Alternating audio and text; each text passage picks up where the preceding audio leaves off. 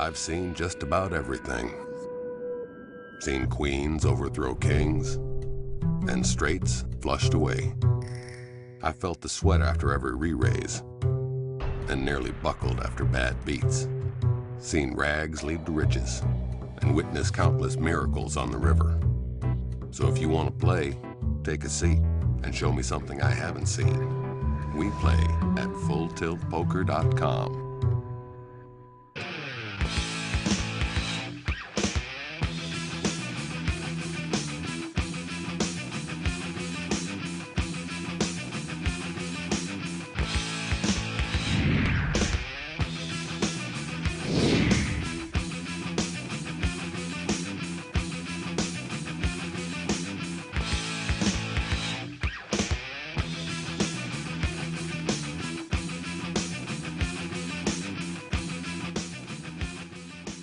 I'm Diego Cordovez. Adam Schoenfeld.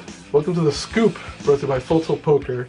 And today we do have one of my genuine heroes in poker. Mine too. And a legendary figure that a lot of people know about and everyone else should know about.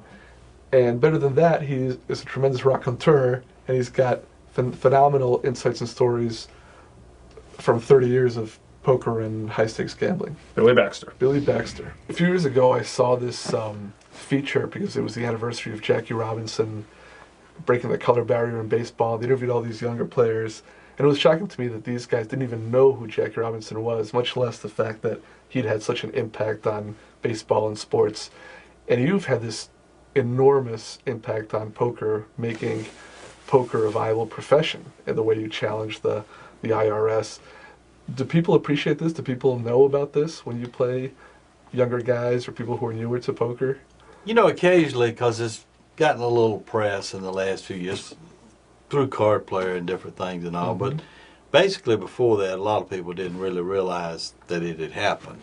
But, you know, I never thought about it like that. At the time, it was a civil matter, and Jack Binion was really responsible for me doing that. I don't know if you know the whole story, but No, what happened we want to know the is whole the story. government... I had been paying quite a bit of taxes on gambling. I moved out here in '75. In the first 3 years I was here, I won the Deuce of Seven the first year. Second year, me and Bobby Baldwin played the longest head-up match I believe there's ever been with the fewest amount of chips. We played 12 hours after we got head up, and we only had like 100 and something thousand apiece. Right. And he finally beat me in the end, and then the next year I won it. So that was like, well, I want to say 76, 77, 78. I think those were the years. And you were sports betting a lot as but well. I was paying a lot of income taxes, and these funds were like documented. I mean, I had won poker tournaments and all, and I was paying this tax by choice. And back then, the income tax was 50%, which was quite high. The highest marginal rate. Right. And but if your income was earned, meaning passive like income, like something off of stocks or whatever. Or the lottery. Winning Right, a lottery. or the lottery, Something or a like that. slot machine, Right. or whatever, Yep. they could charge you up to 70%. Right. So when all this was said and done, they came in on me one day and they said, you know, you owe us another 20%. They didn't come in. Paying but the they 50%, Right, you've you've been always paying been the paying, 50% rate. Right, I have been paying that, you know. Right. And so I talked to Jack about it. He said, well, this is ridiculous, you know. I said, well, you know the IRS. I don't want them to mess with me. I said, I just shouldn't pay the damn thing. Yeah, that's Right. the IRS is worse than fighting City Hall. You know, they say you can't So fight anyway, City Hall. Jack, Plus, so we plus can't just do the that. cost of hiring lawyers and Right. fighting it might be as big And as it the was, tax, and I'll right? tell you how that transpired later on. So anyway, Jack said, well, you know, you should talk to your lawyer, your accountant, and all about this. So I did, and my accountant said, well, you know, if you lose one of these cases, the penalties and interest, if you don't pay it, by the time you get it all settled in court and all, you'll owe them a fortune. Said, so why don't we just pay it under protest, and then we'll sue the government for a return of the money. So that's what we did. We sued the government. And the first step, it went to Reno, the court up there. And I never will forget, it's in that article that you just did in Card Player magazine, but when the judge got through hearing the guy that represented the government's case, he said, well, Mr. So-and-so, he says, you know, you may think that this is all luck, he says, but I just wish you had some money, and which sit down and play Mr. Baxter some poker and just see how long you would last. Yeah, find out how much luck's involved. Yeah, we'll see how. You told me that story years ago, and I always have repeated it to people because now, I mean, there are all these cases where the Poker Players Association and experts are testifying as to poker, Right. whether it's luck or not luck. But the fact that a federal judge himself, Yeah, he said that. pointed That was out- pretty. But they didn't give up there. Then they appealed it. They went to the 8th Circuit Court They of went. Appeals They in didn't stop. California. Right. right? But got pitched out over there, and then they threatened all the way to the Supreme Court. They kept saying, "Well, you know," finally at the end they tried to make a deal, Right. and I said, "Well, you know, we're right. We don't. I don't want to make no deals. You really want every- you know, let's. every You want to step. go to the Supreme Court? Let's go." So right on the door of the Supreme Court, so to speak, whether they would have heard it or not, I don't know. But they were the ones that were trying to take it. So usually, if the government's trying to do something, they Right. usually can get it done. But they finally, I think they realized they were just barking up the wrong They were just tree. bluffing. They knew- They, Yeah. well, that's what they were doing. They were bluffing, and I just bluffed right back. I said, you know, just They were trying to bluff someone who's faced big bluffs. yeah. Let's put it that So way. basically, then it became law, and which allowed people to have retirement plans and Yeah. that sort of thing. And Well, the significance is not only the fact that it's a lower rate because it's earned income, Right. but you can deduct all your expenses like a That's professional. see, they huge. didn't recognize it Right. as a profession, and that's what Right. they didn't want to turn loose of. Yeah. They just wanted to keep it like, well, we don't know what it is, Right. so we just won't name it. Right. And I was naming it. I'm a professional gambler and poker player Right. and sports bettor and everything else I do. You could win a tournament. They tax you on the tournament winnings, but whatever expenses, including even the buy-ins, you couldn't Yeah, deduct. they just because, had everything. They had it where you were just against the blade, so to speak. Right. I mean, that was a huge thing that made it possible for all the rest of us to pursue Right. it The as a profession. profession of professional gambler wouldn't really mean anything except for the fact that after this case, it really had a Right. legal basis and a tax basis, which is Right. phenomenal. Well, you know, one of the keys that which you've mentioned before is that you decided early on to pay taxes, Right. which was unusual for a lot of gamblers. Well, a lot of back then. gamblers, and I discussed that with a lot I of know. people. And guys asked me, I won't call some of their names, Yeah. but they said, well, why were you pay all that? I says, you know, I do it because I want to, because, you know, I want to have a nice home. I want to invest in stocks. I want to do this. I want to do that. And it turned out to be so true. That money sitting around the box would be worth nothing. It's, you know, Right. 6, 7, 8, 9, 10 years goes by, and you still got your 400,000 laying over in the box. It really Which is is just worth- paper. And Yeah. it's worth half as much. And You can't borrow meanwhile, against you it. might have put it in the market or whatever, and it might be worth $1.4 million instead of this 400,000 that's went down to 2. You Not to own a mention- home that you can live in. Right. I remember one of the first poker tournaments I ever went to. A guy was arguing with me. You know, one of these guys who claims that the federal income tax is illegal, and I was saying to him, "Well, that's all well and good until you want to own something." Right, That's right. a nice argument. Yeah. Or borrow against it Yeah, for that correct. matter. That's Right. the other big. Well, it deal. makes you a real person like everybody else. In other words, it's basically what it amounts to. When I know your story, and you had, as a young man, hustled pool. Right. Was that something that came easily to you, or did you really have to? Is gambling just easy for you, or did you really work at that? Do you know what? I didn't come from a gambling family, or no one in my family gambled. I have a brother now who's principal of school down in South Georgia, and he wouldn't bet 2 big dogs to put 1 little one. Just to show you the difference in families and all. Yeah. But when I was very young, my mother, you had to work at my house. Right. When my mother was the district manager for an insurance company, it was called Reserve Life Insurance Company. And she was a very good personal salesman in addition to being the manager. So one of her main things was taking agents out in the field and teaching them how to sell. Right. So in the summer months, she would take me to these little small towns and put me at some like widow lady's house. And I had this little speech I'd call up and make appointments for her to sell insurance. Mm-hmm.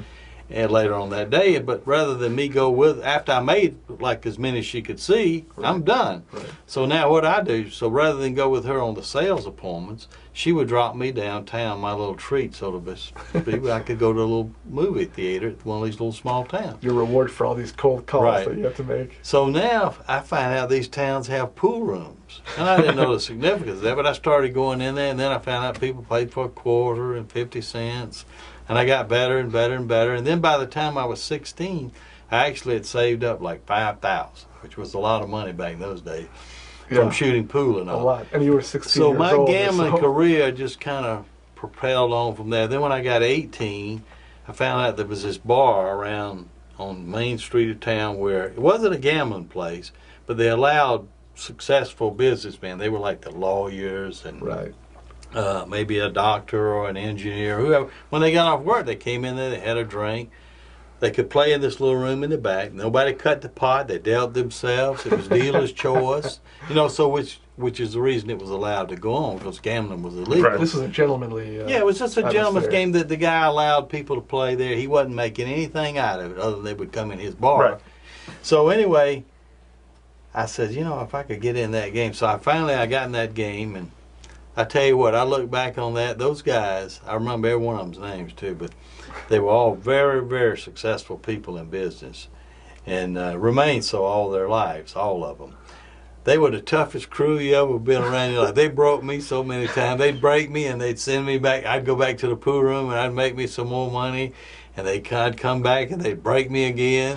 But that was your first training. Right. But I finally turned the corner on them after about a year. And this was playing low ball? Well, no, the funny thing about it, they were playing all mixed games. My first real introduction to low ball was I went to a little game in Atlanta, Georgia. People think that, but I really was not a poker player, so to speak. My main thing was sports. Mm-hmm. And so anyway, they had a little game in Atlanta, and they were playing deuce or seven, but it was limited. They played it like 500 limit, $50 ante, like 50 and 100 blind, I believe it was, and 500 limit. Every bet was 500 before and after the draw. Big stakes for that time. Yeah, and they had this old bootlegger in the game who would come to the game, and he'd have these fruit jars full of. He actually had $500 bills. They were still in circulation Wow. back then. And so anyway, that's where I first got started playing law ball, and I learned that game. So when I kind of back up a little bit, but I'm telling you about how I got into the gaming business. But anyway, so now I began to beat them at the poker. Mm-hmm. So the next thing is I was going to college. My mother, was insistent. So I was in my second year of college. I'm going to be a dentist. And in Augusta, Georgia, they had a gambling joint there that was illegal. They were open all night, just like Las Vegas. Craps, roulette, blackjack, everything. Full-blown casino. Yeah. It was one of the few, and they actually had to have a coat and tie on to come in. It was for well-to-do businessmen I like that. in the South. Yeah. And so anyway, I went in and I beat the guy that owned the place out of $40,000 playing gin rummy, which was basically the whole bankroll. Again, a fortune in those days. Yeah. And well, I was like 20, 21 years old. So now you own the casino. So what they did, actually, I think they promoted me. I don't think they had any more money, but they didn't tell me. They said, you know all the good people around town. You ought to go in business with us. I said, well, I'm going to school. And they said, well, so I said, well, what would that entail? And they said, well, about 40,000 would get you half of this business. It was a coincidence that it was Yeah. the amount they owed you. So I took the deal, and things were going really well there. So finally, after about 2 months, I quit college. I never told my mother, though. I just kept faking about I was still going to school now. And but every night when we would get through, my partner would say, all right, let's see how they're running tonight. So we'd sit down and we'd start playing after we closed up. And every night, I'd win all the money from him. He was a really bad player. It wasn't that I was that good. It's just he was pretty bad. He had learned his lesson. So this went on for about a year or so there. And so finally he'd had enough, I think. He said, well, I think I'll just get out of this and you just buy me out, which I did.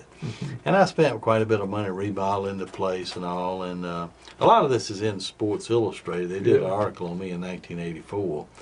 And what happened in the end was down there in that part of the country, things like that kind of went on in different counties and all. And finally they had a new sheriff, and he came to see me.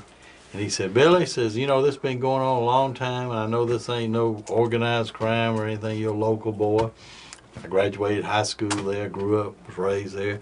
He says, but we're going to have to stop this. If you don't, I'll be back to see you. So he wasn't interested in being a partner in this. No, he closed. So I closed down voluntarily, never reopened.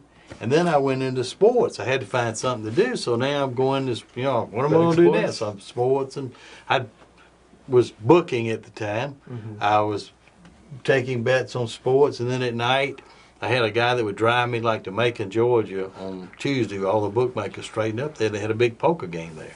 So we played poker there and straightened up and all. And see, I bet you straightened them up. I quit poker. I never went back to the pool rather. Right. You know, it's just coming on through the different facets of gambling.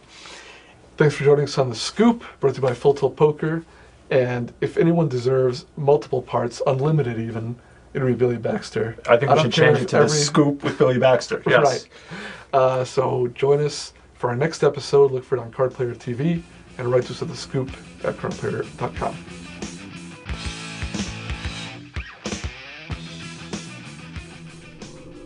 I see you. Your eyes.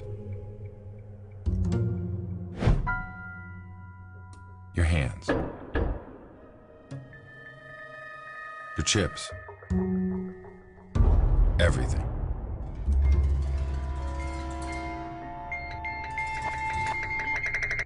So I don't need to see your cards.